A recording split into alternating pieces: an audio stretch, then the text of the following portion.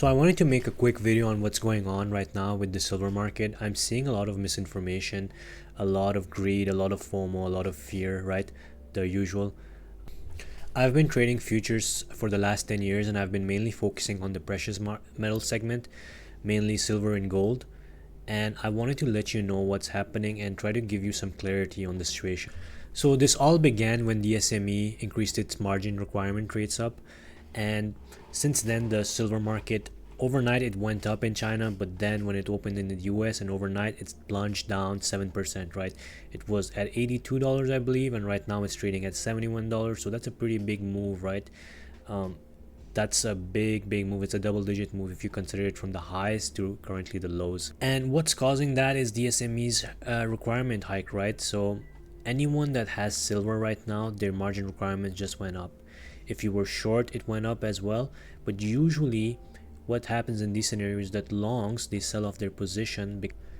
But why would longs sell if they're in profit, right? Usually, well, the longs at this point of the trade, when a trade is this overextended, it's longs that are short term. They're not long term investors. They're people who piled in with a lot of leverage. Let's say they maxed out their accounts on leverage and just hopped on the long silver for a quick profit.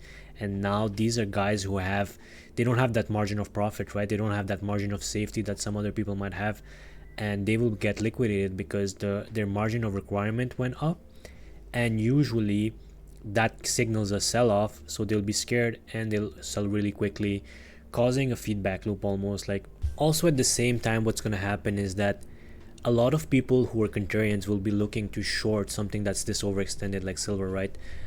It's been going up at an explosive rate, and what contrarians do is they short these kind of big reversals, right? Like a candle that reverses the previous day on high volume. It's a pretty typical contrarian signal. It's based on some news as well, so the SME requirement hike is going to be the catalyst for this kind of contrarian trade.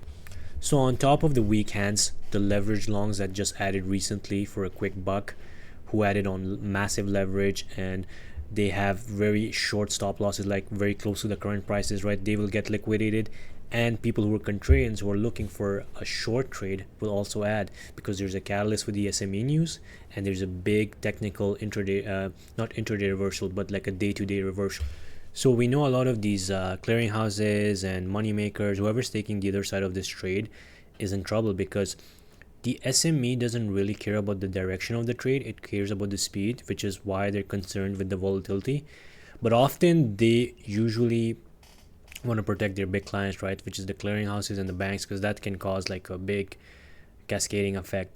So yeah, clearly the SME is trying to protect its clients and itself from a big loss. That's why they're doing this. They don't really care about retail traders or actual fundamentals or a bubble, for example. Because, for example, why is there no control on Bitcoin futures? Like SME has Bitcoin futures, right? And Bitcoin has had Bitcoin has had bigger rallies than silver has ever had intraday or day to day, right? It's had like 15% moves, for example. So it's clearly not a thing to like control bubbles, or it's just the risk is that usually a lot of the big firms in Wall Street are short precious metals, and maybe now that the acceleration is happening with the price, that they're just worried about it and they want to reduce their risk, so the SME is helping them out.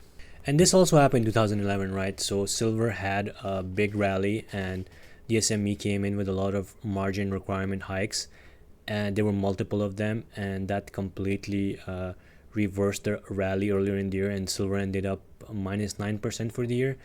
And in 2012, I think they reduced the requirement hikes, and in 2012 they reduced the margin rate requirements for silver, and silver ended the year, I believe, 2% positive. So it wasn't a great year, but it regained some of its losses from the year before. What's going to happen this time? I believe we're going to see multiple hikes for the margin requirement rate. And I think those will be buying opportunities, because I think the fundamental thesis for silver hasn't changed, right? The solar thesis from China and India is still there, and the currency debasement, because we know all the global central banks are in a cutting phase right now, except for maybe Japan. and we know that Jerome Powell is going to end his term next year, and Donald Trump is going to bring in a new candidate that's going to be extremely, extremely dovish, meaning he's going to cut a lot, which is good for gold, silver, and other precious metals and commodities in general, right?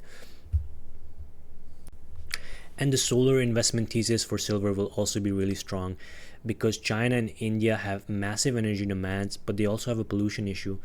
Like, for example, if you just look at New Delhi, India's capital, and look at the air breathability index, like, they have some of the worst breathing air conditions in the whole world. It's like smoking a pack of cigarettes if you live there for a week or something like that, right? So I think we're going to see a huge push into solar from India as well. And in China, we already know it's under the way. And this push will just increase and keep this steady demand for silver ongoing. So all in all, I think this pullback will be short term to mid term. We might see a year that's mostly sideways and get a rally towards the end of the year, as I believe, like I said, the thesis for the currency debasement and the solar investment are based on fundamentals and they will hold true. And this short term volatility will subside, and hopefully we have a small correction sideways into a consolidation with low volatility, and I think that's when we'll see the next move up for gold and silver. If you have any questions for futures and commodities or precious metals, please comment below and I'll do my best to answer. Thanks.